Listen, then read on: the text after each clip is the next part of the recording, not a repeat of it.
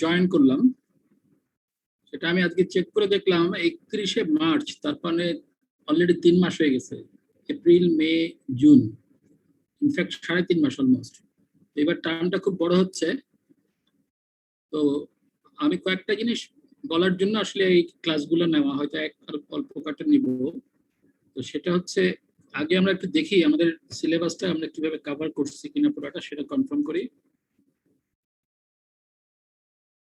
আমার কিন্তু ক্লাস নোটগুলা, ভিডিওগুলো সব আপলোড করা আছে, সুতরাং আমি কিন্তু আর কোনো রিপিট করব না। এখন বেসিক্যালি নতুন করে পড়ানোর কিছু নেই, সব পড়ানো হয়ে গেছে। 2-একটা জায়গায় একটু গ্যাপ আছে, সেই জায়গাগুলো একটু কভার করার চেষ্টা করব। প্লাস তোমাদের যদি কোনো প্রবলেম থাকে সেটা আমি এখানেও আলাপ করব। আর আমরা এখন যেটা করব, চ্যাপ্টার ওয়াইজ আমরা এখানে ডিসকাস করব। প্লাস আমাদের টিমে কারো কোনো প্রশ্ন থাকলে এখন চ্যাপ্টার ওয়াইজ প্রশ্ন করবো, সেখানে আমরা উত্তর দেবো বা ডিসকাস করব। হ্যাঁ, আচ্ছা, প্রথমে একটু দেখে নিই আমাদের সিলেবাসটার কি অবস্থা। তো সিলেবাসে আমাদের যেটা ছিল, fundamental behaviour of reinforced concrete, introduction to design and alternate design method, strength design and alternate design method, আর ফ্লেক্সুরাল ডিজাইন অফ বিমস, যার মধ্যে single reinforce, double reinforce, T beam, এইগুলা ছিল ইউএসডি মেথড দিয়ে। এই পর্যন্ত আমি পড়াইছিলাম, তাই তো? এবং এরপরে ডক্টর ইশতিয়াক, সৈয়দ ইশতিয়াক পড়াইছে হচ্ছে shear diagonal tension and torsion of beams. এটা ওর টপিক ছিল। আর bond anchorage of reinforcement and its detailing, এগুলো তো পড়ানো হয়ে গেছে, তাই না? ইশতিয়াক এগুলো পড়াই হচ্ছে না? জি স্যার। আচ্ছা, টর্শন কি পড়াইছে?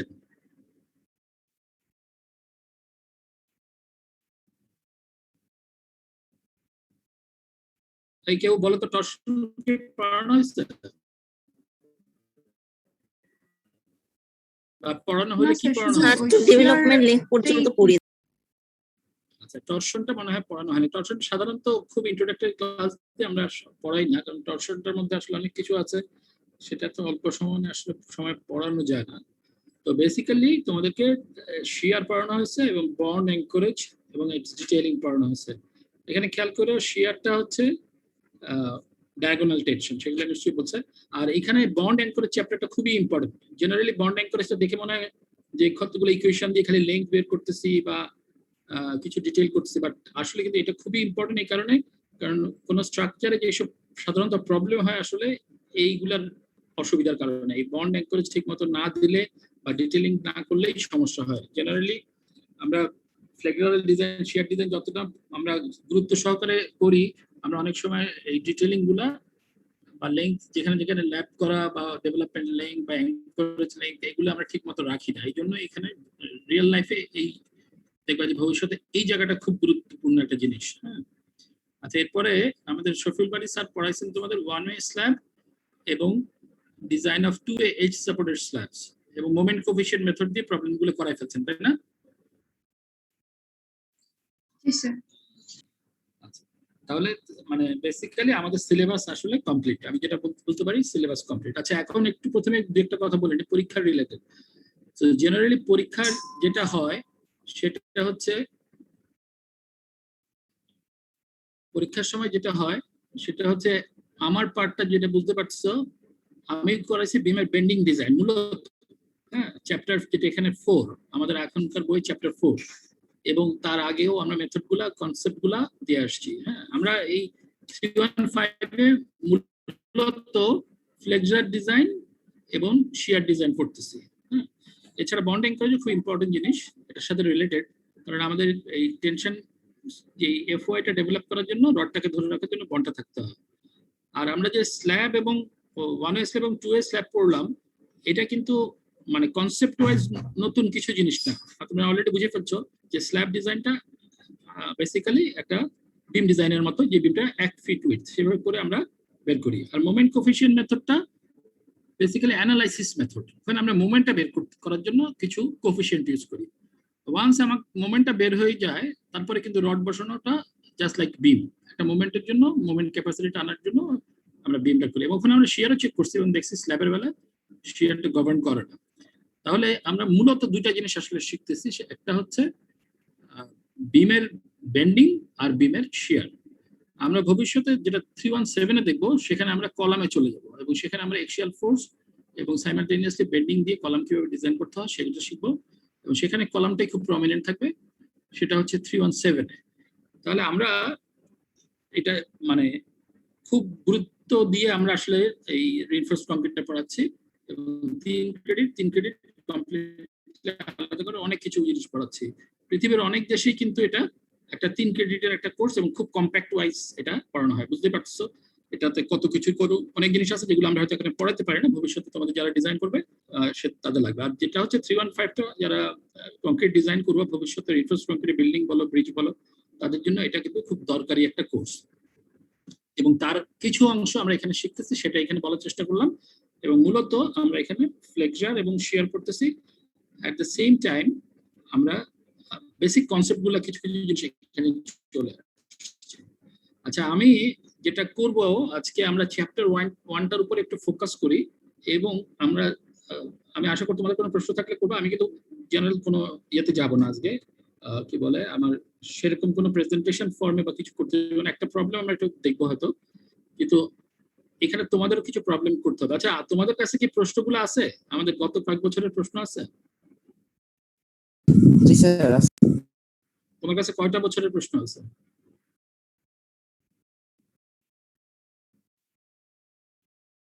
আচ্ছা, আমাদের প্রশ্নগুলো লাইব্রেরিতে থাকার কথা, কিন্তু লাইব্রেরিতে আমি গত 2 দিন ঢোকার চেষ্টা করলাম, আমাদের ওয়েব পেজে কিছু আমি জানি না, লাইব্রেরির ওয়েবসাইটে ঢুকতে পারলাম না। যে বললা কোশ্চেন আছে, তুমি একটু কোশ্চেনগুলো এতে আপলোড করে দিও। আমাদের টিমে একটা ফোল্ডার তৈরি করে তুমি কোশ্চেনগুলো একটু আপলোড করে দিও, তাহলে আমাদের দেখতে সুবিধা হবে এবং আমরা ওখান থেকে কিছু প্রবলেম সলভ করবো। আমার কাছে হ্যাঁ বলো আবার স্যার, আমাদের টিংসি ওগুলো আপলোড করা আছে। কোশ্চেনগুলো আপলোড করে দিচ্ছ অলরেডি? জি স্যার, আপলোড অলরেডি করা আছে। ও তাই? আমি তো দেখিনি কোন জায়গায় আপলোড করছো, বলো তো দেখি একটু।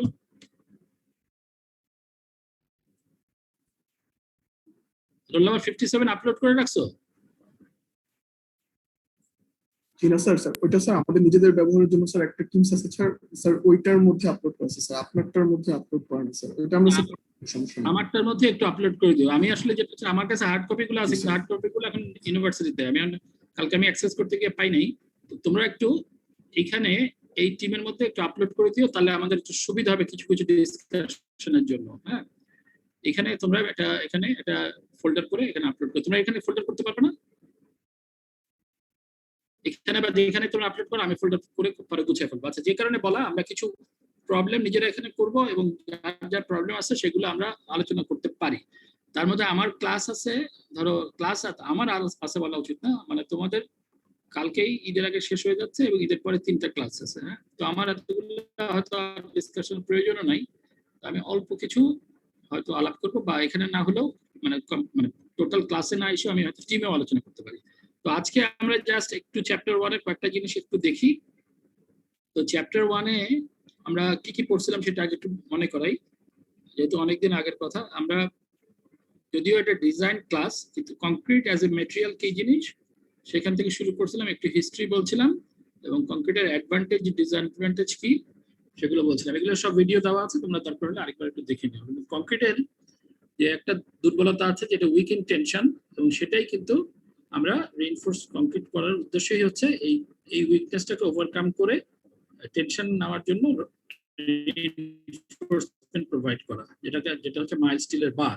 হ্যাঁ, এবং সেটা কিভাবে আসছিল সেটাও দেখাইছিলাম আমরা। এই যে মনিয়ার নামে এক ভদ্রলোক, ফ্রেঞ্চ ভদ্রলোক, উনি গার্ডেনার ছিলেন। টপ তৈরি করতে গিয়ে মাটির টপ ফেটে যায়, সেই জন্য উনি কংক্রিটের টপ বানাইছে, কংক্রিটও ফেটে যায়, তারপর রড দিয়ে দেখছেন যে ভালো বিহেভ করে, সেখান থেকে উনি রিইনফোর্স কংক্রিটে গেছে। তো আমরা এটাও দেখাচ্ছি যে কিভাবে কোন জায়গায় রড দিতে হয় এবং সিম্পলি সাপোর্টেড বিমের কোথায় টেনশন হবে, সেটা কোথায় রড দিব, কিভাবে দিব, সেটা আমরা দেখছি। এবং কয়েকটা কেসে আমরা দেখছি যে রডটা টেনশন জোনে আমরা দিছি, মূলত টেনশন জোনেই আমরা রডটা দিছি। এবং আচ্ছা, তারপরে আমরা ক্যান্টিলিভার বিমে কোথায় রড দিচ্ছি সেটা দেখছি। একটা পোর্টাল ফ্রেমে কোথায় কোথায় টেনশন হয় সেখানে আমরা রড দিচ্ছি। অন্য জায়গাও কিছু রড দিচ্ছি সেটা খাঁচা তৈরি করার জন্য, কিন্তু মূলত আমরা যদি ইয়েতে খেয়াল করি, আমরা মূলত এখানে টেনশন ডেভেলপ করে এখানে রড দিচ্ছি, আমরা এখানেও টেনশন ডেভেলপ করছি যেহেতু এখানে ফিক্সিটি আছে, এই জায়গাটায় রড দিচ্ছি, এখানে রড দিচ্ছি। এটা হচ্ছে বিমের কথা। কলামে তো আমরা এক্সেলের জন্য রড দিচ্ছি, বাট মূলত আমার এখানে এখানে এবং এখানে টেনশন সেগুলো রড দিচ্ছি। তো সেটা আমরা দেখছি, এবং একটা ক্যান্টিলিভার বিমেও আমরা কোথায় কোথায় রড দিই সেটা আমরা দেখে ফেলছি। সেটা কোথায় ছিল? সেটা ছিল আমাদের বেসিক্যালি যদি আমরা দেখি ডিফ্লেক্টেড শেড দেখলে আসলে টেনশনটা বোঝা যায়। তো আমরা এখানে দেখতে পাচ্ছি রড, এখানে টেনশন আছে দেখতে পাইলাম, আবার এখানে দেখো টান খাচ্ছে, আবার এখানে টান খাচ্ছে। যদি রড গুলো এবার দেখো, আমরা এইখানে রড দিচ্ছি এই রডটা, আবার এই ফেসেও রড দিচ্ছি যেটা এখানকার টেনশনটা, এই টেনশনটার জন্য, আবার এইখানেও রড দিচ্ছে। তো রিইনফোর্সড কংক্রিটের প্রথম কাজ হচ্ছে কোথায় রড দিচ্ছি সেটা দেখা। প্রিস্টেজ কংক্রিট সম্পর্কে বলছিলাম, কিন্তু প্রিস্টেজ কংক্রিট আমাদের এই কোর্সের খুব বেশি ইম্পর্টেন্ট টপিক না, এখানে জাস্ট ইন্ট্রোডাকশন দেওয়া হয়েছিল। এটা 317 আমরা অনেক ডিটেল এটা পড়াই। এরপরে স্ট্রাকচারাল ফর্মস, কাকে আমরা বিম বলছি, কাকে কলাম বলছি, স্ল্যাব বলতেছি, এবং লোড কিভাবে স্ল্যাব থেকে বিমে বা স্ল্যাব থেকে সরাসরি কলামে যাচ্ছে, বিম থেকে আরেকটা বিমে যাচ্ছে, আবার বিম থেকে কলামে যাচ্ছে, সেভাবে ট্রান্সমিট করছে, সেইগুলো নিয়ে আমরা ডিসকাস করছিলাম। কতগুলো স্ট্রাকচারাল ফর্ম আমরা দেখাইছিলাম, যেমন এখানে আমরা একটা ওয়ান ওয়ে স্ল্যাব দেখতে পাচ্ছি। আচ্ছা, এখন তোমরা যেহেতু এখন স্ল্যাব পড়ে আসছো, তোমাদের জন্য one way slab, two way স্ল্যাবটা এখন আরো পরিষ্কার হয়ে যাওয়ার কথা।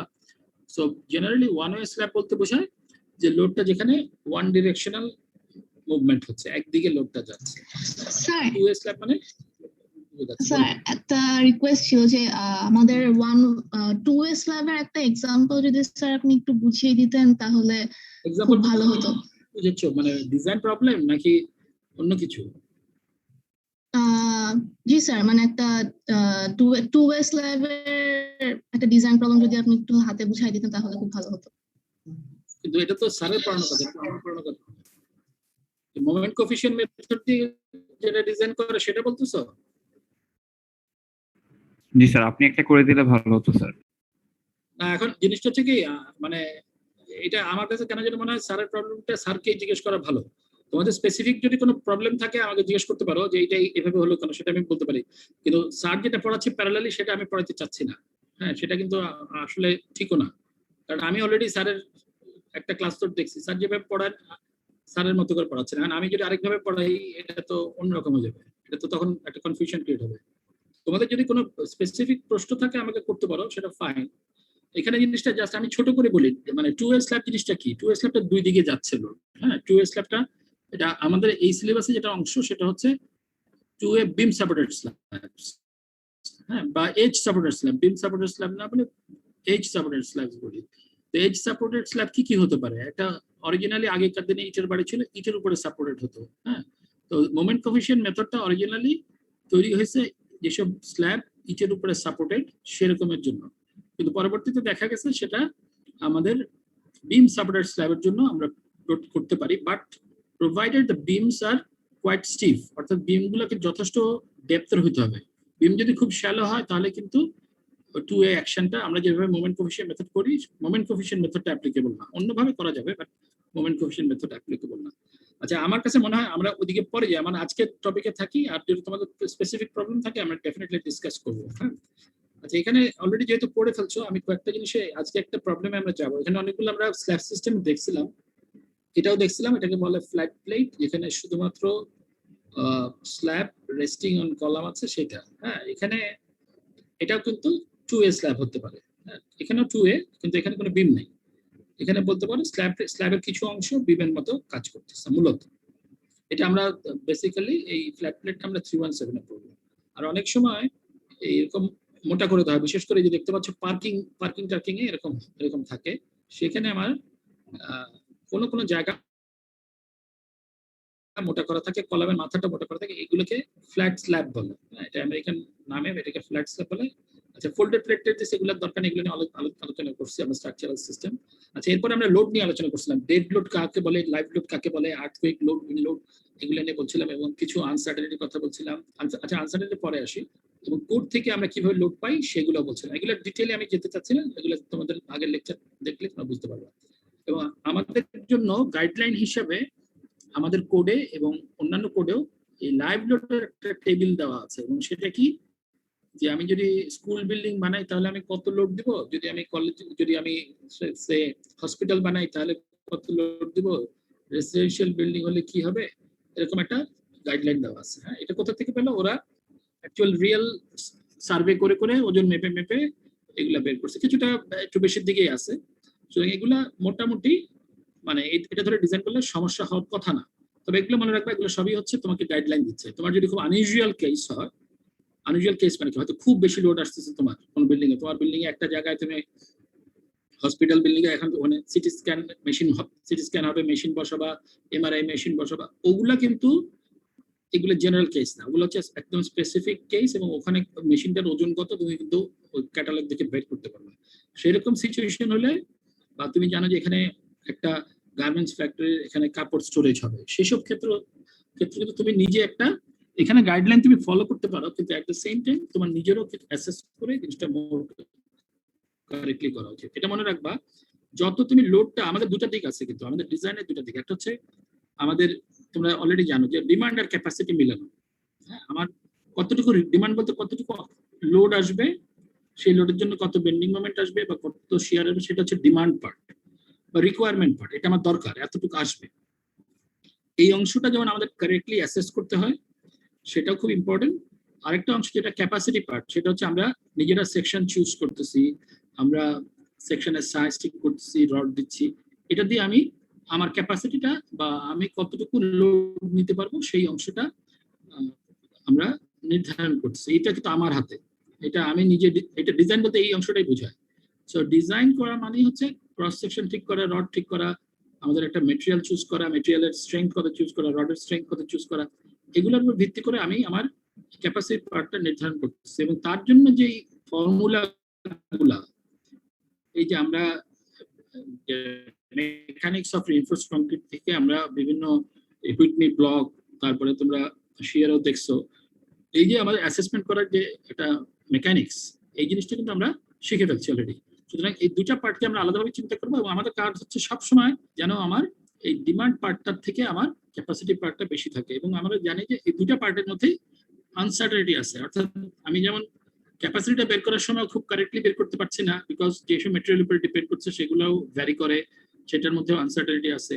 কংক্রিট স্ট্রেংথ তোমরা নিজেরা যেন ভ্যারি করে, তো সেখানে যেমন আনসার্টেনিটি আছে, এই আমার ডিমান্ড পার্টটা বের করার মধ্যেও আনসার্টেনিটি আছে। এবং এই দুইটা পার্টের মধ্যেও কিন্তু আমি চাই যে আমার বিল্ডিংটা যেন সেফ থাকে। সুতরাং এই যে সেফটি এনশিওর করার জন্য আমি আমার ডিমান্ড পার্টটাকে আমি বাড়াই নি আর্টিফিশিয়ালি, এটা লোড ফ্যাক্টর দিয়ে আমি হাইপোথেটিক্যালি একটা ওভারলোড স্টেজ বলে যেটা, সেটা যেমন আমরা করে নিই।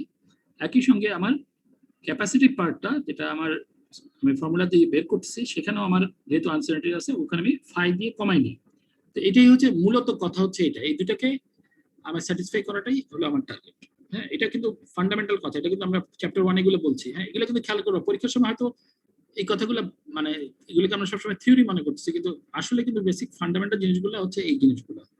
আচ্ছা, এরপর আমরা বলছিলাম যে ল্যাটারাল লোডের মধ্যে উইন্ড লোড আসে, আর্থকুইক লোড আসে, যদিও এটা নিয়ে আমরা কিছুই করিনি। আমরা এখানে যা ডিজাইন করা শিখছি সবই হচ্ছে গ্র্যাভিটি লোডের জন্য ডিজাইন করছি, অর্থাৎ ডেড লোড এবং লাইভ লোডের জন্য ডিজাইন শিখছি আমরা এক কোর্সে। আমরা এখানে ল্যাটারাল লোড শিখিনি, বাট আসলে কিন্তু ল্যাটারাল লোডের ডিজাইনে কোনো পার্থক্য নেই।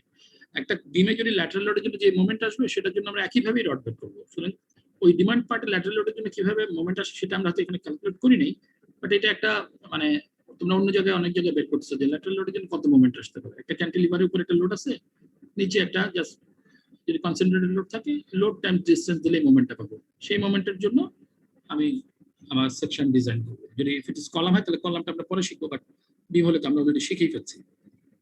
আচ্ছা, লোড ক্যালকুলেশন পার্টে আজকে আমি একটু দেখাবো কয়েকটা জিনিস।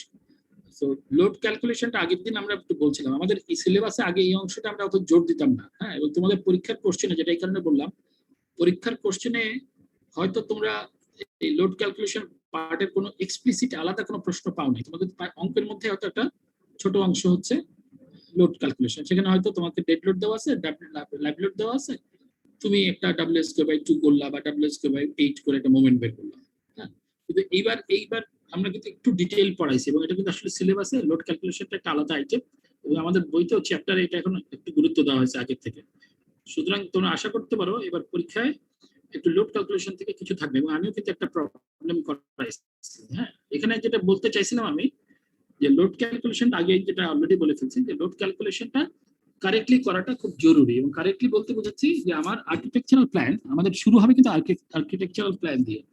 আর্কিটেকচারাল প্ল্যানটা থেকে আমরা দেখবো যে আমাদের কোথায় কোথায় পার্টিশন ওয়াল আছে, কোথায় কি লোড আছে, এই জিনিসগুলো ভালো করে বোঝার পরে আমরা স্ট্রাকচারাল সিস্টেম কোথায় বিম দিচ্ছি, কলাম দিচ্ছি, এটা হয়তো আর্কিটেক্টরা এঁকে দিচ্ছে, তার উপরে ভিত্তি করে আমরা লোডের কোথায় কোথায় কি কি লোড আসতেছে এগুলো কারেক্টলি, যত কারেক্টলি আমি লোডটা বসাবো আমার ডিজাইনটা তত ভালো হবে। তবে এইটাও ঠিক যে অনেক সময় আমরা যেহেতু একটা বিল্ডিং ডিজাইন করার সময় প্রত্যেকটা জায়গায় এত কারেক্টলি লোড আমরা বের না করে আমরা একটু কনজারভেটিভ সাইডে একটু বেশি লোড ধরে নিই। কারণ আমাদের তো জিনিসটা হচ্ছে একটা, আমরা সবসময় অনেক মানে আউটপুট বেসড, আমাকে কিন্তু ডিজাইনটা একটা সময়ের মধ্যে কমপ্লিট করতে হবে। যদি আমি প্রত্যেকটা ফ্লোরের লোড খুব কারেক্টলি বের করার চেষ্টা করতে পারি, যত কারেক্টলি বের করার চেষ্টা করবো তত ভালো হবে, কোনো সন্দেহ নেই। আমি আদারওয়াইজ যেটা হবে আমি একটু বেশি ধরে থাকবো, একটু ওভার ডিজাইন হবে। কিন্তু অনেক সময় দেখা যায় যে এই ওভার ডিজাইনটা আসলে খুব in terms of actual cost খুব একটা ম্যাটার করে না। আচ্ছা, এখন আমরা যেটা আগের দিন একটা করছিলাম, একটা বিল্ডিং কে আমরা একটা স্ল্যাবের থেকে আমরা লোড বের করছিলাম, এই যে এই প্রবলেমটা তোমাদেরকে আরেকবার একটু মনে করাই, কারণ এরকম একটা প্রবলেম তোমাদের সাথে আমি এই প্রবলেমটাকে আমি চেঞ্জ করে তোমাদেরকে আরেকবার করতে বলবো। হ্যাঁ, সেই জন্য তোমাকে একটু বলি জিনিসটা। এখানে একটা বিম স্ল্যাব সিস্টেম আমরা শুরু করছিলাম এবং দেখাইতে চাইছিলাম যে স্ল্যাবের লোড কিভাবে ক্যালকুলেট করে, বিমের লোড কিভাবে ক্যালকুলেট করে, এই জিনিসটা আর লোডটা কিভাবে আসে। জেনারেলি যখন আমরা আমাদের বিল্ডিং এর সবচেয়ে ইউজেবল পার্টটা হচ্ছে স্ল্যাবটা, স্ল্যাবের উপরে আমরা দাঁড়াই, তাই তো? বা আমাদের ফার্নিচার বা আমাদের রুম, আমাদের ঘর কিন্তু সব বলতে আসলে স্ল্যাব। এবং আমরা যখন ফ্ল্যাট কিনি আমরা আসলে স্ল্যাব এরিয়া কিনি, কত স্কোয়ার ফিট বলতে স্ল্যাবের এরিয়াটা কিনি, এটাই হচ্ছে সবচেয়ে ফাংশনাল এরিয়া, এটাই হচ্ছে ইউজেবল এরিয়া। আর বাকিটা হচ্ছে স্ট্রাকচারাল, তাকে ধরে রাখার জন্য যেটা। হ্যাঁ, এখন আমরা স্ল্যাব ডিজাইনে তোমরা অলরেডি বুঝে ফেলছো যে স্ল্যাব ডিজাইনে লোডটাকে আমরা পিএসএফ ফর্মে চিন্তা করি। হ্যাঁ, এখানে কিন্তু সবসময় যে পিএসএফ হবে তা না, স্ল্যাবের মধ্যেও কিন্তু লোডটা যেখানে কনসেন্ট্রেটেড লোড আছে সেটাকে আমরা আসলে অ্যাভারেজিং করে আমরা পিএসএফ এ চিন্তা করতেছি। বা একটা লাইন লোডে থাকতে পারে, একটা স্ল্যাবের উপরে সরাসরি একটা পার্টিশন ওয়াল থাকতে পারে, যেটা আমরা অলরেডি দেখাইছি। একটা পার্টিশন ওয়াল মনে করো একটা, এবার যে সবখানে কিন্তু আমাদের যে বিল্ডিং এর যে ইটের ওয়াল গুলা বেশিরভাগ আজকালকার দিনে বেশিরভাগ বিল্ডিং তো ফ্রেম স্ট্রাকচার, বিম আছে, কলাম আছে, এগুলো কিন্তু রিইনফোর্সড কংক্রিটের। মাঝখানে যে পার্টিশন ওয়াল ইন বিটুইন এবং সাইডে, এগুলো সবই হচ্ছে ইটের ওয়াল, বা কোনো সময় আজকাল কংক্রিটের ব্লক ইউজ করে। কিন্তু এই যে ওয়াল, এগুলো কিন্তু নন স্ট্রাকচারাল, এটার কিন্তু কোনো স্ট্রাকচারাল আমরা কোনো কন্ট্রিবিউশন ধরি না, এটার ভিতরে কোনো লোড পাস হচ্ছে না, এটা শুধু নিজের লোডটাই নিচ্ছে। এখন এটা কিন্তু স্ট্রাকচারাল স্ল্যাবের উপরে অনেক জায়গায় সরাসরি আছে, সেখানে কিন্তু এটা দুইভাবে থাকতে পারে, একটা বিমের উপরে থাকতে পারে যখন আমরা বিমের লোডে ধরবো, আর একটা অনেক সময় এটা স্ল্যাবের উপরে থাকতে পারে। যখন এটা স্ল্যাবের উপরে আসছে তখন কিন্তু আমরা এটাকে লাইন লোড হিসেবে চিন্তা করতে পারি, তাই না? আসলে তো এটা লাইন হিসেবে আছে, যে একটা প্রতি ফিটে সে মেবি 800 পাউন্ড আছে, যদি এটা 10 ইঞ্চি ওয়াল হয়, বা এক কিপ আছে, প্রতি ফিটে 1000 পাউন্ড আছে। এইভাবে এটা একটা ইউডিএল আছে, মনে করো একটা লাইন বরাবর আছে, সেটা যেমন থাকতে পারে। এটা একটা বিল্ডিং এর মধ্যে একটা খুব ভারী একটা মেশিন আছে, একটা জায়গায় কনসেন্ট্রেটেড লোড হিসেবে থাকতে পারে। বাট এটা একটা অ্যাপ্রক্সিমেশন, যে আমরা ধরে নিচ্ছি যে এটা একটা ইউনিফর্ম ডিস্ট্রিবিউটেড। ধরার উদ্দেশ্যটা কি তোমরা অলরেডি বুঝে ফেলছো। ধরার উদ্দেশ্যটা কি? উদ্দেশ্য হচ্ছে আলটিমেটলি তোমাকে মোমেন্টটা বের করতে হবে বা শিয়ারটা বের করতে হবে, যে এটার মধ্যে কত লোড আসছে, কত মোমেন্ট, কত শিয়ার ডেভেলপ করছে, যার জন্য আমি ডিজাইন করবো। এই যে আমার মোমেন্ট বের করার যে মেথডগুলো আমরা শিখছি, যে মোমেন্ট কোফিশিয়েন্ট মেথড, সেখানে কিন্তু আমাকে আসলে পিএসএফ ফর্মের লোডটা দিতে হবে, ইউনিফর্মলি ডিস্ট্রিবিউটেড লোড হতে হবে। আর যদি তোমার কনসেন্ট্রেটেড লোড থাকে বা লাইন লোড হিসেবে থাকে, তাহলে কিন্তু তুমি আসলে ওই মেথডগুলো ব্যবহার করে করতে পারছো না। কিন্তু এই কারণে আমাদের this is kind of approximation, এবং এটা খুব ভালোভাবেই ঠিকই আছে, অ্যাপ্রক্সিমেশন কোনো ভুল না, এটা অ্যাবসলিউটলি কারেক্ট, এটা ইউনিফর্ম ডিস্ট্রিবিউটেড ধরা যায়। কিন্তু একটু আগে যেটা বললাম, যে কোনো সময় যদি খুব একটা কনসেন্ট্রেটেড লোড, খুব ভারী একটা লোড তোমার স্ল্যাবের মধ্যে আসে, তখন তুমি কিভাবে করবে? তখন কিন্তু এই মেথডগুলো অ্যাপ্লিকেবল না। তখন তোমাকে একটা ইট্যাবস বা অন্য কোনো সফটওয়্যারে তোমাকে ওরকম একটা কনসেন্ট্রেটেড লোড দিয়ে বা লাইন লোড দিয়ে তোমাকে কত মোমেন্ট আসতেছে, কত শিয়ার আসতেছে, তোমাকে ওইখান থেকে অ্যানালাইসিস করে নিতে হবে। কারণটা কি? এটা তুমি হাতে করতে পারবা না, কারণ তোমার স্ল্যাবটা একটা ইনডিটারমিনেট স্ট্রাকচার। তোমার এমন যদি স্ল্যাবটা একটা ক্যান্টিলিভার আছে আর তুমি তার মাথায় একটা কনসেন্ট্রেটেড লোড দিচ্ছ বা একটা ইউডিএল দিচ্ছ, তুমি হয়তো সেটা তুমি হাতে ক্যালকুলেট করে ফেললা। কিন্তু বেশিরভাগ সময় স্ল্যাবটা একটা মানে দুদিকে চারদিকে সাপোর্টেড একটা ইনডিটারমিনেট স্ট্রাকচার, সেক্ষেত্রে কনসেন্ট্রেটেড লোড থাকলে তোমাকে এই মুভমেন্ট গুলো বের করা একটু কঠিন হয়ে যায়, তখন তোমাকে ইটিএপস বা অন্য কোনো সফটওয়্যার ইউজ করতে হবে। আচ্ছা, আমরা যেটা করছি সেটা একটু দেখাই। এখন আমরা আমরা এখানে কি করছিলাম, এখানে একটা 2A স্ল্যাব সিস্টেম ছিল। দেখো 20 ফিট বাই 25 ফিট একটা স্ল্যাব ছিল, সেখানে 6.5 ইঞ্চি স্ল্যাব থিকনেস। ঠিক আছে, এখানে আমি 6.5 ইঞ্চিটা কিভাবে আসছে, তোমরা এই থিকনেসটা স্যার অলরেডি পড়ে ফেলছে। থিকনেসটা আসছে কোথা থেকে? এই থিকনেসটা কোডের কিছু মিনিমাম থিকনেস ক্রাইটেরিয়া আছে, যেটা স্যার হয়তো পড়াইছেন পেরিমিটার বাই 180, তাই না? স্যার পড়াইছেন না perimeter by 180? So perimeter by 180 দিয়ে বের করলাম, বা আসলে এখন একটু অন্য ফর্মুলা আছে, আর একটু বেশি আসে নতুন ফর্মুলাতে করলে। তো সেটাতে করে তুমি স্ল্যাব থিকনেসটা বের করলা। ঠিক আছে, এই থিকনেসটা ফ্রম সার্ভিসিবিলিটি রিকোয়ারমেন্ট থেকে আসে। অর্থাৎ এটা যদি তুমি না দাও তাহলে তোমার স্ল্যাব ডিফ্লেক্ট করে যাবে। হ্যাঁ, এটা কিন্তু তোমরা নিজেরা নিশ্চয়ই অঙ্ক করে দেখছো যে যেই মোমেন্ট আলটিমেটলি স্ল্যাবে আসে তার জন্য ডি রিকোয়ার্ড আসলে অনেক কম আসে। এই 6.5 ইঞ্চি দেখবে যে আমি এখন মোমেন্টটা বের করে স্ল্যাবে, তোমাদের এই প্রবলেমটা যদি তোমরা এখন মোমেন্ট কোএফিশিয়েন্ট দিয়ে করো, দেখবে যে ডি রিকোয়ার্ড, আমি যদি আমি স্ট্রেনের থেকে 0.05 এর করেসপন্ডিং রো বের করে আমি ডি রিকোয়ার্ড বের করি, তাহলে দেখবো যে ডি রিকোয়ার্ড অনলি মেবি 2.5 ইঞ্চি আসবে। তাহলে আমি কি 2.5 ইঞ্চি স্ল্যাব দিতে পারবো? পারবো না। 2.5 ইঞ্চি স্ল্যাব দিলে আমার সার্ভিসিবিলিটি ইস্যু হবে। হ্যাঁ, সেটা কি? সেটা হচ্ছে আমাদের ডিফ্লেকশন অনেক বেশি হবে, ভাইব্রেশন হবে, উপরতলায় কেউ হাঁটাহাঁটি করলে নিচে আওয়াজ হবে, ভেঙে যাবে না কিন্তু। এটা কিন্তু মানে স্ট্রেংথ রিলেটেড কোনো সমস্যা না, এটা কোনো ফেটেও যাবে না, ফেটে মানে ক্র্যাক হইতে পারে, ক্র্যাক গুলো ভিজিবল হয়ে যেতে পারে। এমনি কিন্তু ক্র্যাক কিন্তু যে কোনো বিমে বা স্ল্যাবে ক্র্যাক আছে, সেটা আমরা দেখতে পাচ্ছি না। তোমরা আমরা সব অঙ্ক কিন্তু করছি ক্র্যাক ধরে, দেখতেই পাচ্ছ। আমাদের টেনশন জোনে আমাদের কংক্রিটটা ইনঅ্যাক্টিভ, তার মানে ইট ইজ ক্র্যাক, কিন্তু সেটা ভিজিবল হতে পারবে না। যদি অনেক বেশি ক্র্যাক হয় বা অনেক বেশি ভিজিবল ডিফ্লেকশন হয় বা ভাইব্রেশন হয়, এগুলো হচ্ছে সার্ভিসিবিলিটি ইস্যু। সেই ইস্যুগুলো যাতে না হয় এই কারণে এই 6.5 ইঞ্চি থিকনেসটা আমরা দিচ্ছি, সেটা কোড অনুযায়ী আসছে। হ্যাঁ, সেটা এখানে এই পার্টিকুলার প্রবলেমে সেটা আসছে ইস্যু না। তাহলে দেখেন থেকে আমি সেলফ ওয়েট বের করছিলাম। এছাড়া ফ্লোর ফিনিশ দেখো 2 ইঞ্চি একটা উপরে টাইল আছে, টাইলের নিচে মর্টার আছে, এটা ধরলে আমি এটা 2 ইঞ্চি মর্টার আছে ধরে আমি 25 পিএসএফ পাইলাম। আচ্ছা, এখানে পার্টিশন ওয়াল আমি একটা বেশি করে একটা পার্টিশন ওয়াল ধরছি 80 পিএসএফ। কিভাবে পেলাম? আমি ধরে নিছি যে আমার এখানে মনে করলাম আমি এখানে আমার মনে করলাম এখানে একটা ওয়াল আছে, এখানে একটা ওয়াল আছে, মনে করছি এখানে একটা বাথরুম আছে। ঠিক আছে, এই বাথরুমের উপরে মেবি একটা ফলস স্ল্যাব আছে। এই ফলস স্ল্যাব এগুলোর ওজনটা যাচ্ছে কোথা দিয়ে? এই ওজনগুলার কিছু অংশ হয়তো সরাসরি ওয়ালের উপরে আছে, সরাসরি বিমের উপরে আছে, কিন্তু একটা বড় অংশ তো স্ল্যাবের উপর দিয়ে যাচ্ছে।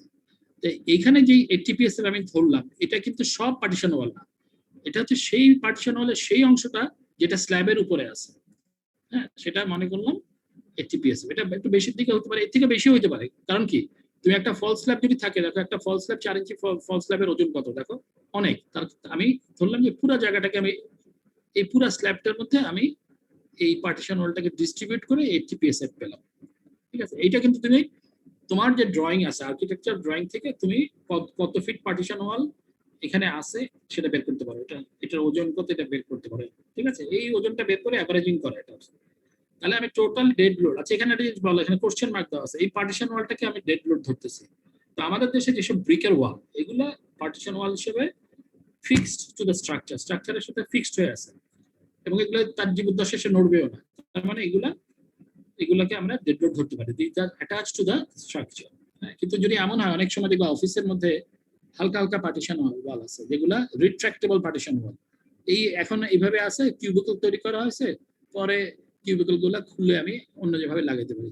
সেই সব পার্টিশন ওয়াল যদি থাকে, রিট্রাক্টেবল পার্টিশন ওয়াল, সেগুলো ওজন অনেক কম হয়। তো সেগুলো যদি থাকে সেগুলোকে কিন্তু আমরা লাইভ লোড ধরতে পারি। বাট জেনারেলি আমাদের বিল্ডিং এ, রেসিডেন্সিয়াল বিল্ডিং বলি বা আমাদের কমার্শিয়াল বিল্ডিং বলে, আমাদের দেশে যেসব পার্টিশন ওয়াল ইউজ হয় যেগুলো ফিক্সড, আমরা ডেড লোড ধরবো। তাহলে এগুলো ডেড লোড ধরে সেলফ ওয়েটের সাথে ফ্লোর ফিনিশ ডেড লোড ধরে আমি এটা পেলাম। ঠিক আছে, আচ্ছা তাহলে আমরা যেটা পেলাম সেটা হচ্ছে ডেড লোড, আর এটা তোমার residential building live load PSF, আমরা এটা পেয়ে গেলাম। স্ল্যাবের মধ্যে আমার এত পিএসএফ আসতেছে। তাহলে দেখো এগুলো মনে রাখবা, একটা স্ল্যাবে এরকম 250, 200 থেকে 250 পিএসএফ একটা ইউনিফর্মলি ডিস্ট্রিবিউটেড। এটা মানে কি, তার মানে 1 ফিট একটা যদি জায়গা ধরি, আমি 1 ফিট বাই 1 ফিট একটা জায়গা ধরি স্ল্যাবের মধ্যে, তার মধ্যে 226 পাউন্ড লোড আছে। হ্যাঁ, তো এই লোডটা কিন্তু আমরা ফিজিক্যালি আমরা আগের দিন আলাপ করছিলাম, মানে আগে যখন আমরা পড়াইছিলাম যে 40 পিএসএফ লোডটা, তার মানে কি লাইভ লোড, মানে প্রত্যেকটা স্কয়ার ফিটে 40 পিএসএফ লোড আছে। হ্যাঁ, এনিওয়ে তাহলে এগুলো আমরা বুঝতে পারছি মনে হয়। তো আমরা পরের স্লাইডে চলে যাই। আমরা তাহলে স্ল্যাবের লোডটা পেয়ে গেলাম। আচ্ছা এখন স্ল্যাবের এটা তাহলে স্ল্যাবের কি লোড, এই লোডটাকে আমরা স্ল্যাবের কি লোড বলবো? এটা কিন্তু যদিও আমি টোটাল লোড বলতেছি, এই লোডটা সার্ভিস লোড, এই টার্মটা একটু খেয়াল রাখি আমরা। এটাকে বলি আমরা সার্ভিস লোড, যেহেতু এটাকে আনফ্যাক্টরড বললাম, এটাকে সার্ভিস লোড বলে অথবা ওয়ার্কিং লোড বলে। এই টার্মটা একটু খেয়াল রাখো। যদি সার্ভিস লোড বা ওয়ার্কিং লোড এই টার্মটা আমরা ব্যবহার করি, এটা মানে হচ্ছে আনফ্যাক্টরড অবস্থায় আছে সে, মানে তার সার্ভিস লাইফে এরকম লোড আসবে। আর ফ্যাক্টরড লোডটা কি? ফ্যাক্টরড লোড মানে হচ্ছে একটা হাইপোথেটিক্যালি ওভারলোড। মানে কি, আমি ডেড লোড যা আসতেছে দেখছি তাকেও বাড়াচ্ছি 20%, লাইভ লোডকেও আমি 60% বাড়াচ্ছি, 1.6 টাইমস করতেছি। ওটাকে বলে কি, ওই টার্মটাকে কি বলে? এটাকে বলে সার্ভিস লোড অথবা ওয়ার্কিং লোড। মানে সবসময় তার জীবদ্দশায় সে এই লোডটা আসলে পাচ্ছে, এই লোডটাই। তার মানে সার্ভিস লাইফে তার এই লোড বা ওয়ার্কিং লাইফে তার এই লোড, এটা হচ্ছে আনফ্যাক্টরড। এই লোডটা যেটাকে আমরা দেখতে পাচ্ছি, এটাকে যদি এখানে আমি 1.2 দিয়ে গুণ করতাম আর এটাকে যদি 1.6 দিয়ে গুণ করে যেই লোডটা পাবো, যেটা আমরা তোমরা যেটা ডিজাইনে ইউজ করছো, যেটাকে আমরা WU বলতেছি, সেটা হচ্ছে অথবা অনেক সময় আলটিমেট লোড বলে, যেটা আমাদের NU বের করার জন্য কাজে লাগবে।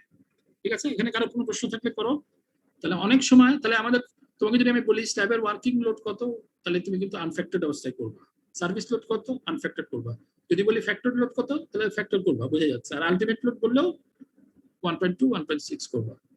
ওকে, আচ্ছা এখন তাহলে আমরা স্ল্যাবের লোডটা বুঝলাম। এখন দেখো বিমের বেলায় আমি এবার আমার এই যে বিমটা আছে, কোন বিমটা? এই বিমটা, এই যে ইন্টেরিয়র যে টিক চিহ্ন দেওয়া আছে, এই বিমটার লোডটা আমি বের করছি। ঠিক আছে, আচ্ছা এখন এই বিমটার লোডটা বের করার জন্য আমি কি করলাম? আমি সেলফ ওয়েটটা বের করলাম। কোন সেলফ ওয়েটটা নিলাম সেটা একটু বলে যে ছোট করে, সেটা হচ্ছে আমি এই অংশটা নিলাম। এই অঙ্কটা কিন্তু আমি পরে আবার টিবিএম এর সময় করছি। দেখো এই অংশটা নিলাম 12 ইঞ্চি বাই 12 ইঞ্চি। এটা কিন্তু প্রিলিমিনারি সেকশন, ডিজাইনের শুরুতে একটা সেকশন ধরে নিলাম। এই সেকশনটা ধরার জন্য কিন্তু স্ল্যাবে যেমন মিনিমাম থিকনেস আছে, বিমের বেলাও মিনিমাম থিকনেসের ওই চ্যাপ্টারে একই জায়গায় দেখবেন আছে। এটাও স্প্যানের উপর ডিপেন্ড করে, স্প্যান এবং এন্ড কন্ডিশন। সিম্পলি সাপোর্টেড বিমের জন্য, তারপরে 1 এন্ড কন্টিনিউয়াস বিমের জন্য, 2 এন্ড কন্টিনিউয়াস বিমের জন্য মিনিমাম ডেপথ দেওয়া আছে। আচ্ছা এখানে দেখো আমরা তাহলে বের করলাম কি, তাহলে 12 ইঞ্চি উইডথ, 24 ইঞ্চি তার হাইট, 1 ইঞ্চি হচ্ছে এই দিকে পারপেন্ডিকুলার টু পেপার 1 ফিট ধরলাম। এই ডাইমেনশনটা 1 ফিট ধরে আমি ইউডিএলটা বের করে ফেললাম, পার ফিটে 300 পাউন্ড পার ফিট। তারপরে আমি যেটা ধরলাম, আমার এইটা ধরলাম যে একটা পার্টিশন এর উপরে আছে সরাসরি, যেটাকে আমরা আগের 80 এর মধ্যে যেটা হিসেবে নাই। তাহলে এটার জন্য আমি ওয়েট বের করছি। দেখো 10 ইঞ্চি ওয়েট ধরে নিলাম, 10 ইঞ্চি। যদিও ইন্টেরিয়রে সাধারণত 10 ইঞ্চি হয় না, ইন্টেরিয়র সাধারণত 5 ইঞ্চি হবে। তোমরা দেখবে আজকাল রেসিডেন্সিয়াল বিল্ডিং এর বাইরেও 5 ইঞ্চি হয় বেশিরভাগ জায়গায় দেখবে, কারণ আসলে এই 5 ইঞ্চি ওয়ালের অনেক স্ট্রেংথ।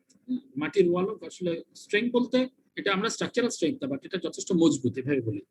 তাহলে এটা আমার এখানে এফেক্টিভলি এখানে 8 ফিট আছে। এই 8 ফিট হচ্ছে এটা। মাটির ওজন যেহেতু এটা 120 হয়ে গেল এখন, তাহলে 800 পাউন্ড পার ফিট, 5 ইঞ্চি হলে এটা। ঠিক আছে, এখানে আমরা দরজা জানলার জন্য একটু রিডিউস করতে পারি। আচ্ছা এইবার দেখো আমি এইবারে বিমের যখন ওয়েটটা বের করছি, এই জিনিসটা একটু আলোচনা করার জন্য আসলে একটা কথা বলতে হচ্ছে আমাকে। সেটা আমার একটু টাইমটাও দেখে নিই কতক্ষণ সময় আছে। আচ্ছা চলবে। আমরা দেখো যে প্রবলেমটা নিছিলাম, একটা 2A স্ল্যাব নিছিলাম, এটা একটু খেয়াল করো। আমরা কিন্তু স্ল্যাবের ডিজাইন করার জন্য এখানে বসি না, আমরা আজকে বসছি লোডটা কোন দিক থেকে কোন দিকে যাচ্ছে, বিমের মধ্যে কিভাবে লোড বসাবো। এটা আমাদের 4th ইয়ারও কাজে লাগবে বা সারা জীবনই কাজে লাগবে। আমরা যখন স্ল্যাবটা ডিজাইন করব তখন তো স্ল্যাবের লোডটা PSF। হ্যাঁ, এখন যখন এটা দেখো স্ল্যাবটা এখানে 2A স্ল্যাব, কেন 2A স্ল্যাব, কেন এটা 1A স্ল্যাব না? প্রথম কথা হচ্ছে চারদিকে বিম আছে। আমরা একটু দেখে নিই কোথায় কোথায় বিম আছে। এদিকে বিম আছে, এখানে বিম আছে, এখানে বিম আছে, এখানে বিম আছে। তার মানে এই স্ল্যাবের লোডটা চারদিকে যাওয়ার সুযোগ আছে, সব দিকে সাপোর্টেড। তার মানে এটা 2A হওয়ার সম্ভাবনা আছে, প্রথমত 1 নম্বর দেখলাম। এবং দেখতে পাচ্ছি এবার একটা জিনিস তোমরা পড়ছো, আসপেক্ট রেশিও। যে এই যে 24 ফিট আর 19 ফিট দেখতে পাচ্ছি, এটা মোটামুটি স্কোয়ারিশ, একটার দিকের তুলনায় আরেকটা দিক খুব ইলংগেটেড না। তাহলে এটাকে আমরা দেখতে পাচ্ছি এটা একটা 2A স্ল্যাব। এখন 2A স্ল্যাব হলে কি করবো আমরা কিভাবে করছিলাম? আমরা বলছিলাম যে এখানে আমি 45 ডিগ্রিতে একটা লাইন টানবো, এখান থেকে 45 লাইন টানবো, এরকম একটা ভাগ করে দিলে এই 4টা ভাগ হবে আমি ধরবো যে এই লোডটা এইদিকে যাচ্ছে, ওই বিমটাই যাচ্ছে, এটা এই দিকের বিমে যাচ্ছে, এটা এই বিমে যাচ্ছে, এটা এই বিমে যাচ্ছে, এটা আমরা ধরবো। ধরে আমরা এই পার্টিকুলার প্রবলেমে এই ইন্টেরিয়র বিমটার লোডটা বের করছি। কিভাবে করছি? এই যে এরিয়াটা বের করে ফেলছি, এই যে এরিয়াগুলো এখানে বের করা আছে তো স্কোয়ার ফিট। এই এরিয়াকে একটু আগে যেই আমি পেলাম ডেড লোড ছিল, সেই ডেড লোড দিয়ে এরিয়া দিয়ে গুণ করলাম, দুই পাশে দুইটা এরিয়া দিয়ে গুণ করছি। এই হচ্ছে তাহলে আমার এত কিপ লোড আসছে, তাকে 24 দিয়ে ভাগ দিচ্ছি, 24 হচ্ছে এটা ক্লিয়ার স্প্যান, তাহলে এত হচ্ছে তার ডেড লোড। আর একটু আগে আমরা বিমে দেখছি, বিমের নিজস্ব ওজন ছিল, পার্টিশন ওয়ালের ওজন ছিল, সব মিলে এই বিমটা তাহলে এত লোড নিচ্ছে, ডেড লোড নিচ্ছে। তারপরে স্ল্যাব থেকে লাইভ লোডও আসতেছে, তাহলে লাইভ লোডটা যদি আমি বের করি, ওই 137 স্কোয়ার ফিটের জন্য দুই দিক থেকে 40 ছিল লাইভ লোড, লাইভ লোডের জন্য এত কিপ আসতেছে, 24 দিয়ে ভাগ। আমি বিমের জন্য আমি ইউডিএল এই লোডটা বের করছি, কিন্তু খেয়াল করে দেখো আমার লোডটা কিন্তু আসলে আছে এরকম, মাঝখানে একটু বেশি, তাই না, যেহেতু এদিকটা এইভাবে আছে, কিন্তু আমরা এটাকে ইউডিএল। খেয়াল করে দেখো আমার টোটাল লোডটা এই 3.24, একটু আগে যেটা পেলাম, তার সাথে লাইভ লোড সবসময় অনেক কম হবে, এটা খেয়াল করো, 3.7 কিপ পার ফিট। এটা তাহলে এই লোডটাকে কি বলবো? তোমাদের আগের ক্লাস থেকে এখানে টোটাল লোড বলছি, এখন দেখো আরেকটু স্পেসিফিক ভাবে যদি টার্মটা বলি, এটাকে আমাদের বলা উচিত ছিল total service or working load, অর্থাৎ এটা আনফ্যাক্টরড অবস্থায় আছে, অ্যাকচুয়াল স্ট্রাকচারটায় এটাই তার লাইফ। আমি এখন তোমাকে কিন্তু একটা প্রশ্ন আউট করে দিই, সেটা হচ্ছে আমি এখন তোমার পরীক্ষায় একটা প্রশ্ন করবো, সেটা হচ্ছে এই বিমটা কি ক্র্যাক করছে না করে নাই? ওয়ার্কিং কন্ডিশনে এই বিমটা, বা ওয়ার্কিং কন্ডিশনে বা সার্ভিস কন্ডিশনে এই বিমটা কি ক্র্যাক করছে না করে নাই? এটা যদি আমি তোমাকে বলি প্রশ্নটা, তাহলে কিন্তু তুমি এই আনফ্যাক্টরড কন্ডিশনে, এটা কিন্তু সবসময় আনফ্যাক্টরই করতে হবে, কারণ এটা সার্ভিস লাইফ সিচুয়েশন। আমি দেখতে চাই তো বিমটা ক্র্যাক করছে, বিম সবসময় ক্র্যাক করবে, এটা নিয়ে ভয়ের কিছু নাই, বিম ক্র্যাকই করার কথা। তাহলে আমার সোজা কথা হচ্ছে এইটার জন্য এই যে মাঝখানে মোমেন্ট আর কিনারে যে মোমেন্ট আসবে, এটা ক্র্যাকিং মোমেন্ট থেকে বেশি আসছে কিনা, এটা একটা আসতে পারে পরীক্ষায়। আচ্ছা, এখন যদি আমি ডিজাইন করতে চাই, অর্থাৎ আমি যদি রড বের করতে চাই, তখন কিন্তু আমার দরকার হচ্ছে MU, তখন আমার দরকার ফ্যাক্টরড অর আলটিমেট লোড, অর্থাৎ তখন আমার এটাকে ফ্যাক্টর দিয়ে গুণ করে দিতে হবে, যেটা অলরেডি আমরা টিবিএম এর অঙ্কে করছি। এই পার্টিকুলার প্রবলেমটা আমি টিবিএম এ করাইছি, তাহলে তোমরা এখানে বুঝছো। আচ্ছা, এখন আজকে আমি যে কারণে তোমাদেরকে একটু বলতে চাচ্ছিলাম, এখন মনে করো এই প্রবলেমটাই যদি এই বিমটা না থাকতো তাহলে কি হতো? এই বিমটা মানে নাই, তাহলে কি হতো?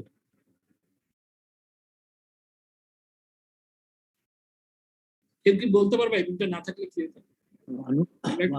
ক্লিয়ার করে নি, দেখি দাও এই বিমটা না থাকলে কি হতো? প্যানেল মিলে একটা slab. One way slab. Roll 18 একটু জোরে বলো। স্যার ওয়ান ওয়ে স্ল্যাব হয়ে যেত। আচ্ছা, এটা তাহলে আমরা বুঝতে পারছি ওয়ান ওয়ে হতো, তাহলে এটা কোন দিকে যেত? কেন ওয়ান হতো? মনে মনে দেখো, এইদিকে তো 45 এর লাইনটা ঠিকই আছে, কোনো তো এটা তো আসলে 45 এ হবে, এটা যদি না থাকে তাহলে আসলে এই লাইনটা আমার সোজা চলে আসতো এই পর্যন্ত, এইখান থেকে একটা 45 লাইন হতো, তাই না? তাহলে লোডগুলো কোথায় যেত? তাহলে এই লোডটা, যেটা এই অ্যারোটা এখন চলে আসতো, তাহলে এই পুরা এই বিমটা নাই, আমি বলতেছি যে এই বিমটা মনে করেন নাই, এই বিমটা নাই, তাহলে আমার এই যে লোডটা, সরাসরি লোডটা চলে যেত এইখানটায়, এটা চলে যেত এইখানটায়, এবং আমার এই যে এটা থাকতো এরকম থাকতো, অনেক কম, অনেক কম।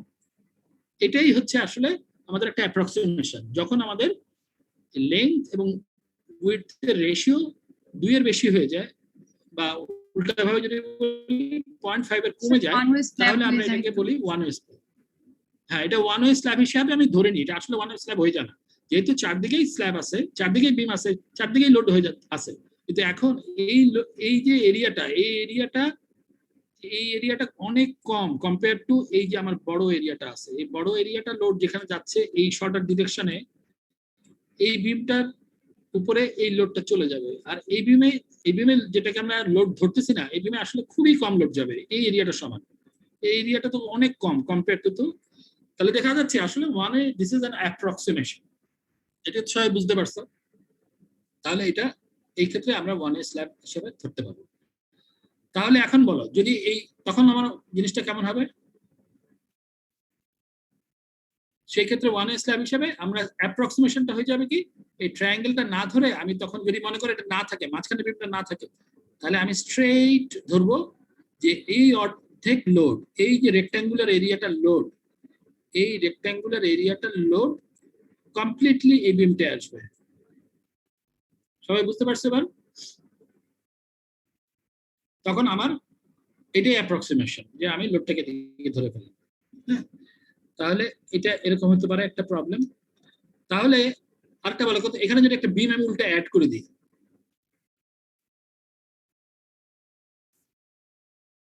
এখানে যদি একটা বিম অ্যাড হয়ে যায় তাহলে কি হবে?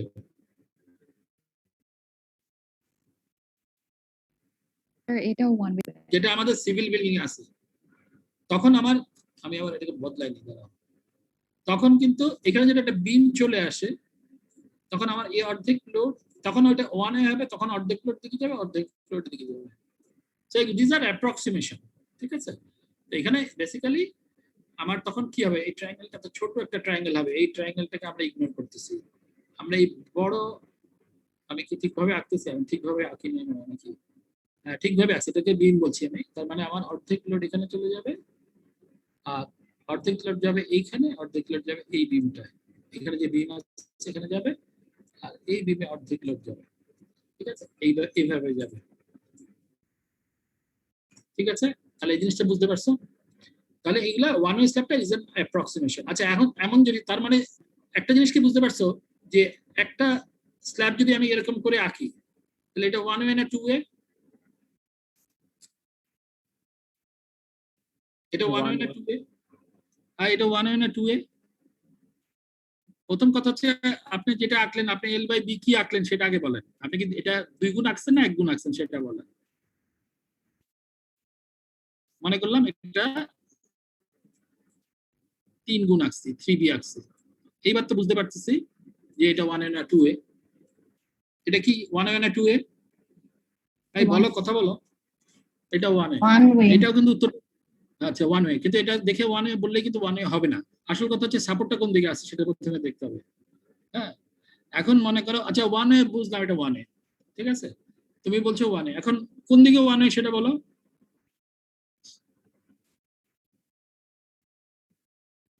ওয়ান ওয়ে মানে সবসময় শর্টার ডিরেকশন, তাই না? দেখো সবসময় শর্টার ডিরেকশনে, এটা তো আসলে সিলিন্ড্রিক্যাল একটা শেপ হয়, এরকম একটা সিলিন্ড্রিক্যাল হয়, তো সেই জন্য ওয়ান ওয়ে শর্টার ডিরেকশন। তাহলে আমাদের এটা কোন দিকে যাবে? এটা ওয়ান ওয়ে হয়ে এদিকে যাবে, শর্টার ডিরেকশনে যাবে। এটা হচ্ছে তার লম্বা দিকটা, লম্বা দিকে লোড যায় না, শর্টার ডিরেকশনে যায়। তো শর্টার ডিরেকশনে যদি যায়, এটা কি কথাটাকে ঠিক বললাম? আবার আঁকি, উপরেরটা মনে করো আবার আঁকলাম। হ্যাঁ, যদি আমার সাপোর্টটা এখানে থাকে, এখানে যদি আমার সাপোর্ট থাকে, ইটের ওয়ার্ক হোক বিম হোক, যদি থাকে তাহলে লোডটা এদিকে যাবে। কিন্তু যদি সাপোর্টটা এদিকে থাকে তখন কি হবে? এদিকে যদি বিম নাই, মানে এখানে বিম নাই, তখন কি হবে? তখন এটা ওয়ান ওয়ে হবে, বুঝেই যাচ্ছে, কিন্তু কোন দিকে ওয়ান ওয়ে হবে? লং ডিরেকশনে। তখন লং ডিরেকশনে হবে। কিন্তু তার মানে প্রথমে হচ্ছে সাপোর্ট আছে কি নাই সেটাও দেখতে হবে। যদি শুধু দুই দিকে সাপোর্ট থাকে তাহলে সেদিকে, যদি শুধু দুই দিকে সাপোর্ট থাকে, এই পাশে সাপোর্ট না থাকে, তাহলে কিন্তু আসপেক্ট রেশিওটা ইম্পর্টেন্ট না। যে কোনো আসপেক্ট রেশিও থাকুক না কেন, এটা আমার প্রথম কথা হচ্ছে সাপোর্টের দিকে যাবে। হ্যাঁ, এমনকি যদি এরকম হয় স্কোয়ার স্ল্যাব, একটা স্কোয়ার স্ল্যাব হয়, স্ল্যাবটা স্কোয়ার মনে করো, তার দেখে মনে হচ্ছে টু ওয়ে, কিন্তু সাপোর্ট আছে শুধু এই সাইডে। সাপোর্ট আছে, এটা অনেকভাবে থাকতে পারে, বিম থাকতে পারে, বিম কন্টিনিউয়াস আছে, বা ব্রিকের ওয়াল থাকতে পারে, কন্টিনিউয়াস থাকতে পারে, ডিসকন্টিনিউয়াস থাকতে পারে, কিন্তু মনে করো দুদিকে আছে, তাহলে কিন্তু এটা দুই অপোজিট দুই ফেসে আছে, তাহলে কিন্তু এটা ওদিকে যাবে কোথাও, সাপোর্টই নাই, লোডটা আমার এই দিকে আসবে। এটা কি সবাই বুঝতে পারছো আমি কি বলতে চাচ্ছি? সো প্রথম কথা হচ্ছে সাপোর্ট আছে কিনা, যেদিকে সাপোর্ট আছে সেদিকেই লোড ট্রান্সমিট করবো, অন্যদিকে যাবে না। তারপর হচ্ছে যদি সব দিকেই সাপোর্ট থাকে, তারপরে যাবে হচ্ছে আসপেক্ট রেশিও অনুযায়ী, যেটা তোমরা অলরেডি মোমেন্ট কোএফিশিয়েন্ট মেথডে দেখছো। মোমেন্ট কোএফিশিয়েন্ট মেথডের টেবিলগুলা 0.5 থেকে 1 এর মধ্যে ভ্যারি করে, দেখছো না? 0.5 এর নিচে যায় না, কারণ 0.5 এর নিচে গেলে এটা ওদিকে এত কম লোড যাচ্ছে লঙ্গার ডিরেকশন, এটাকে আমরা ইগনোর করি।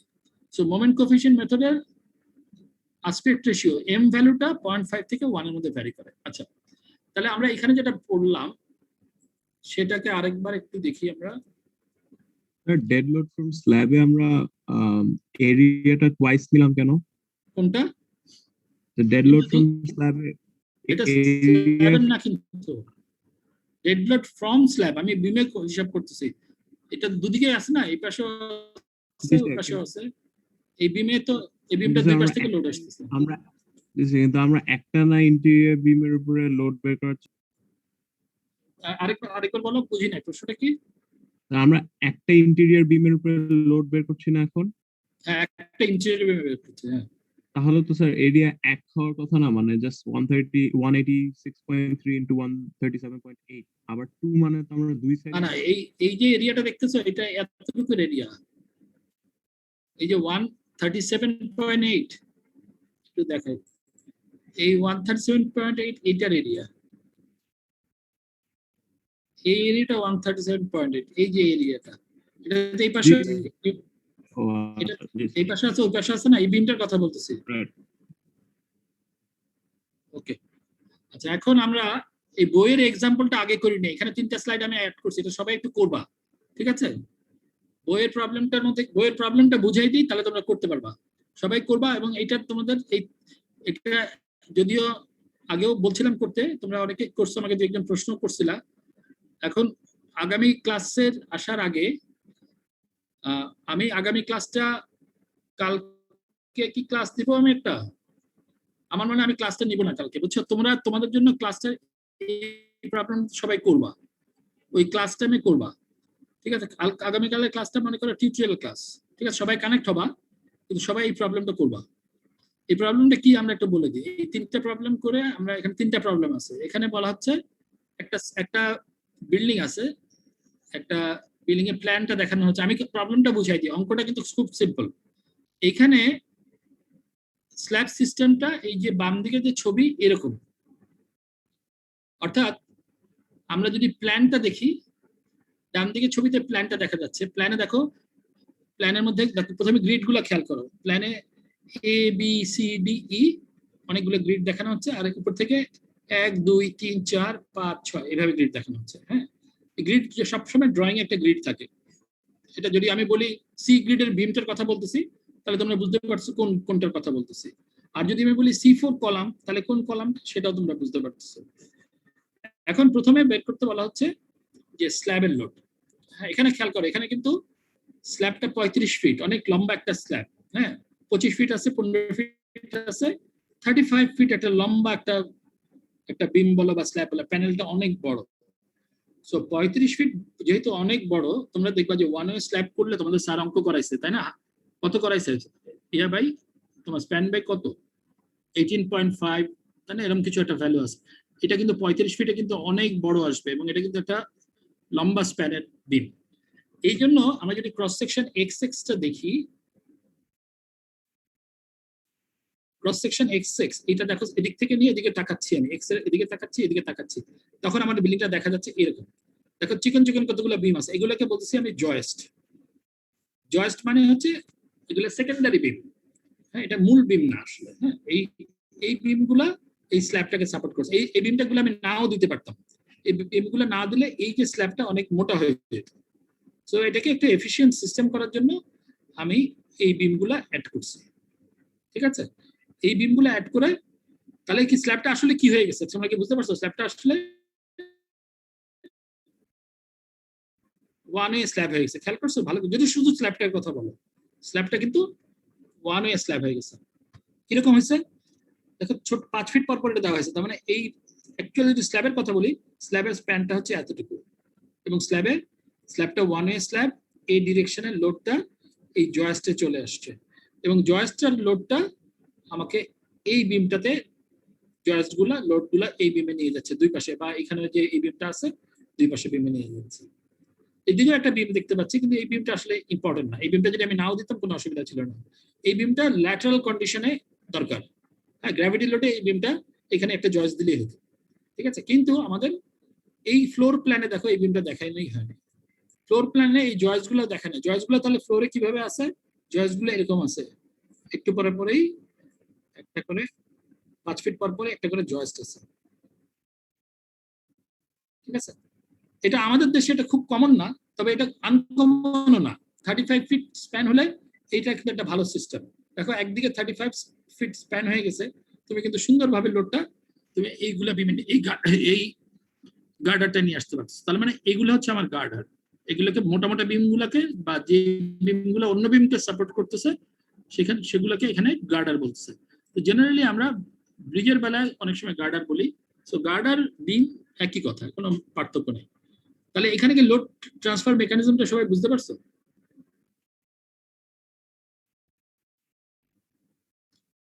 এটা যদি বুঝে থাকো তাহলে আমরা আগামীকালকে ক্লাসে আমিও জয়েন হব, তোমরাও জয়েন হবা। আগামীকাল ক্লাসে এই প্রবলেমটা আমরা করব এবং তোমরাও করবা, সবাই আমরা এই প্রবলেমটা করব। আর পারলে যদি আগে করে রাখো তাহলে আরো সুবিধা। কেউ কেউ করছে মনে হয় এগুলো। এবার কিন্তু আমি কিন্তু আগে আরেকবার একটু বলি, এই অঙ্কটা আরেকবার আমি এখানে আসলাম এই কারণে, কারণ এইবার আমরা পরীক্ষায় একটা লোডের একটা অঙ্ক আমরা আশা করতে পারি। সুতরাং এখানে আমরা যেটা করব, তিনটা লোড বের করছে। দেখো এই স্ল্যাবটারও লোড বের করছি, এই বিমটার লোড বের করা হয়েছে, আর এই যে এখানে একটা কলাম আছে এই কলামটার লোড বের করা হয়েছে। এখানে তিনটা প্রবলেমে প্রথমে স্ল্যাবের লোড বের করা হয়েছে, তারপরে বিমটার লোড বের করা হয়েছে, তারপর কলামটার লোড বের করা হয়েছে। এটা সবাই তোমরা করে রাখবা, করে আমাকে কালকে 10টার সময় ক্লাস, 10টার সময় আমরা কানেক্ট হবো। আমি কিন্তু অঙ্কটা করবো না, আমি তোমাদের প্রবলেমের উত্তর দিব।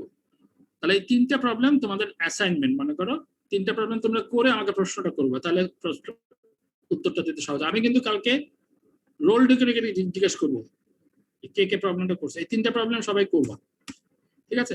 আচ্ছা, এরপরে আমরা আসলে ক্লাসটা কিভাবে করবো সেটা বলি। আমার কিন্তু আসলে ক্লাস নেওয়ার কোনো উদ্দেশ্য নাই এবং ইচ্ছাও নাই। সেটা হচ্ছে আমরা আগামী ক্লাসে এই প্রবলেমটা করে আমরা ধরে নেবো চ্যাপ্টার 1টা শেষ হয়ে যাচ্ছে। হ্যাঁ, এরপরে আমরা ঈদের ছুটিতে যাওয়া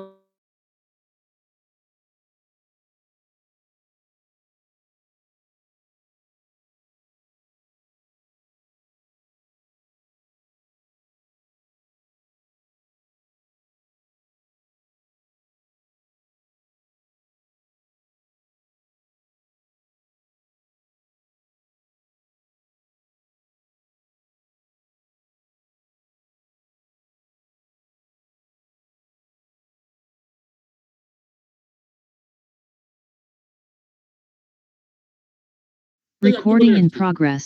এই এক্সাম্পল 1-এ ওরা যেটা করছে এই জয়েস্টের লোডটাকে এভারেজিং করে নিচ্ছে। হ্যাঁ, এটাকে ডিস্ট্রিবিউটেড লোড ধরে স্ল্যাবের মধ্যে ধরছে। এটা বুঝতে পারছে এটা অ্যাপ্রক্সিমেশন। আসলে কিন্তু স্ল্যাবটার মধ্যে কিন্তু আসলে স্ল্যাবটা কিন্তু জয়েস্টের লোডটা নিচ্ছে না, দ্য আদার ওয়ে রাউন্ড, জয়েস্টটাই স্ল্যাবের লোড নিচ্ছে। তাহলে আমার কিন্তু আসলে যদি আমি জয়েস্টটাকে আলাদাভাবে বিম হিসেবে চিন্তা করি তাহলে কিন্তু জয়েস্টের লোডটা বের করা হচ্ছিল। এখানে কিন্তু সেটা করে নেই। ওরা চিন্তা করতেছে এই জয়েস্ট আর স্ল্যাব মিলে এটা একটা এভারেজ একটা স্ল্যাব থিকনেস, তার জন্য স্ল্যাবের লোডটা বের করছে। হ্যাঁ, কিন্তু এটা যে একটা ওয়ান ওয়ে সিস্টেম সবাই নিশ্চয়ই বুঝতে পারছো। এটাও কিন্তু যদি অ্যাভারেজিং চিন্তা করো তাহলে কিন্তু এটা ডেফিনেটলি না, ওয়ান ওয়ে স্ল্যাব না। কিন্তু যেহেতু এটা এই ডিরেকশনে, আবার একটু দেখাই, যেহেতু এটা বিমগুলো সব এই ডিরেকশনে আছে জয়েস্ট গুলা, তাহলে আমাকে অবশ্যই লোডটা চলে যাচ্ছে, আমি দেখতেই পাচ্ছি লোডগুলা এই ডিরেকশনে এইভাবে চলে আসতেছে, দুই দিকে চলে যাচ্ছে। এখন এটাকে যদি আমি জয়েস্ট না করে আমি যদি ওয়াফেল করতাম, ওয়াফেল কি জিনিস চিনো? ওয়াফেল হচ্ছে এই যে চিকন চিকন বিম, এটা দুই ডিরেকশনে দেওয়া।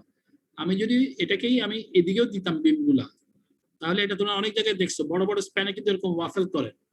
হ্যাঁ, ওটাকে বলে ওয়াফেল। ওয়াফেল দেখতে মানে দুই দিকে নিচে থেকে খুব খুব খুব দেখা যায়, অনেক জায়গায় আছে। একটু বড় স্প্যান হলে এটা লাগে। ওয়াফেল দিয়েও আমি করতে পারতাম। ওয়াফেল দিলে করলে কিন্তু এটা ওয়ান না, তখন এটা মানে দুই দিকে লোডটা ট্রান্সমিট করতো। কিন্তু এখন দেখাই যাচ্ছে এটা লোডটা এই জয়েন্টস গুলা দিয়ে দুই পাশে গার্ডারে চলে যাচ্ছে। ওকে, তাহলে আমার মানে আজকের ক্লাসটা আমি এখানে শেষ করি।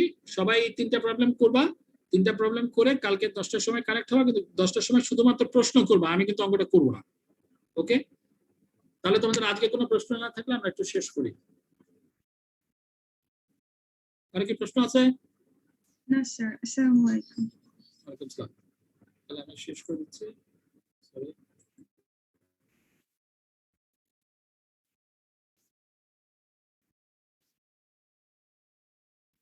Record